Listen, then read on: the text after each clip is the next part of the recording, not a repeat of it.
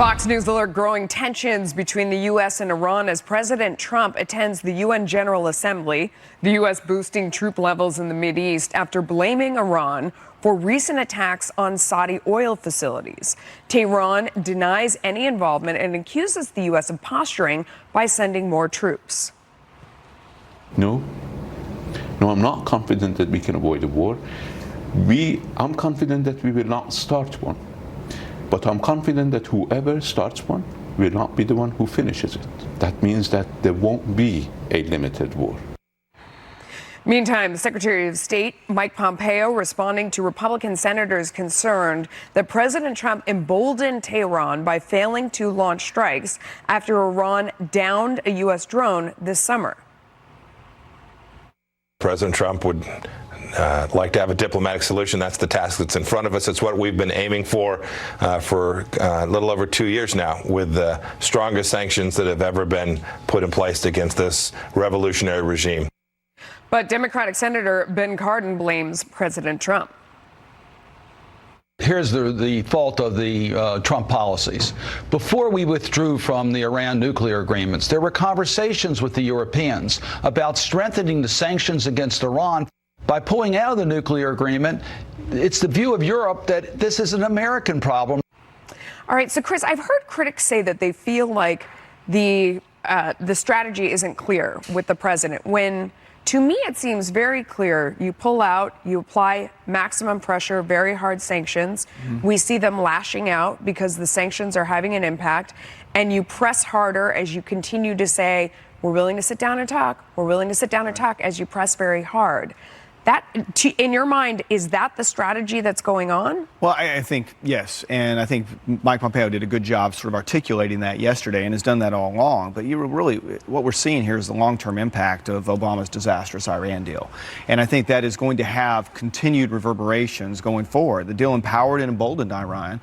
It funded them, and they're not going to back down from what their long-term goals were. And their goals were, as the deal would have allowed, was them to begin developing nuclear weapons by 2025. But let me stop and now you. they're rolling through that, and they're lashing out at other countries. What would ever make them back down from their goals? I mean, their goals are nuclear weapons and obliterating everyone who doesn't believe the same things that they do. Right. Would anything deter them, whether it's hard, soft? What would deter them from that objective? That's really the good question, isn't it? I think that is the sort of the end result here. Is what do we get here? Are we in a situation where that the sanctions and diplomatic pressure puts them in a position where they do begin to back away because of the pressure they're receiving internally from their people, or are they going to continue to lash out at countries around them? If they do, then there may not be a solution other than force. But I think the Trump administration is right to do what they're doing and trying to exhaust those diplomatic options first before they move to it. Johanna? I absolutely agree that we need to calm tensions. I mean, right now we're in a situation where we just sent more troops over to Saudi Arabia. I think when those of us who are parents have young kids, we know that we want our kids in the classroom and we don't want them at war. So there was a multilateral strategy in place. And I know that Trump, in his election, had promised different action. It wasn't perfect. But I guess the question is, will he alone now be able to negotiate something better? And so I think this is a real test of his strength in that area before this next election. And I think he has a lot to prove because our kids need to stay in the classroom. Kennedy, I would ask you, it always struck me that one of the reasons why Iran wanted to stay in that deal so much is because they weren't giving up anything. I mean, there were no anytime, anywhere inspections, as President Obama had said. No verifiability. There was still ballistic missiles. They got a bunch of money. So much secrecy. You don't really know the facilities where the uranium is being enriched. And I will say this about your former boss. He seems like a great guy. Of all the presidents that you would want to go hang out with and have a beer with, he seems like a great family man and a truly good person.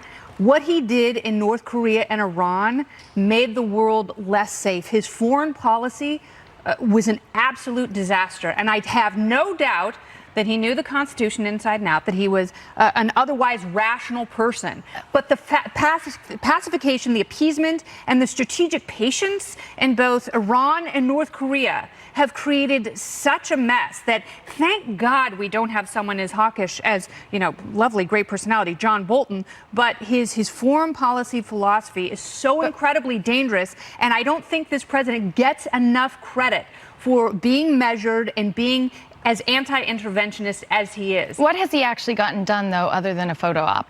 Well, he has not gotten us into a hot war with Iran and North Korea. And if Hillary Clinton, the legacy mantle holder of the Obama administration, had been elected, I'm very confident that those two scenarios would be realized. I disagree because I think she was again pursuing the multilateral agreements. I mean, it's different than in business. In business, you can walk away and just be done with somebody, and you can threaten them and say goodbye. You can't do that when you're the leader of the free world. So I mean, I understand. I think that President Obama is also fun to drink beer with, but I think he was very methodical to try to get the allies in the region together. Do we know enough about what he was saying? I mean, his letters back and forth with, I know it sounds like back in the day, but it wasn't all that long ago, with Ahmadinejad, also of Iran. I mean, do we feel like we know enough of what was in the side deals that we know existed, but we don't know what was in those side passages to a deal that we extricated ourselves from? I'm just curious, do we really know enough to say all of that? I did want to make one point, because Melissa, you said nuclear weapons and annihilation of perceived ideological enemies, I think is what you were saying. And how do you get Iran to stop that? I would add to the list, I think identity through terror, which is why they took the cash that they got in the deal and spent a lot of it. We know through our intelligence on terrorism. I don't know how you turn the head of the person who really wants to do that. But there was a deal in place, and there were. But it didn't include the missiles or the terror or. Even then, okay, so renegotiate, right? Have your allies alongside you. I mean, this is a question this week. Well, who says they're not going to negotiate again? Well, and maybe President they will. Trump, how is he leading the world stage this week? All right, we'll see. Elizabeth Warren surging in a new Iowa poll, less than 5 months away from the caucuses. But does her campaign have a critical flaw? Plus, Joe Biden accusing President Trump of abusing his power in the Ukraine controversy. But some believe the issue could end up hurting the former vice president. I know what I'm up against, a serial abuser. That's what this guy is. He abuses power everywhere he can.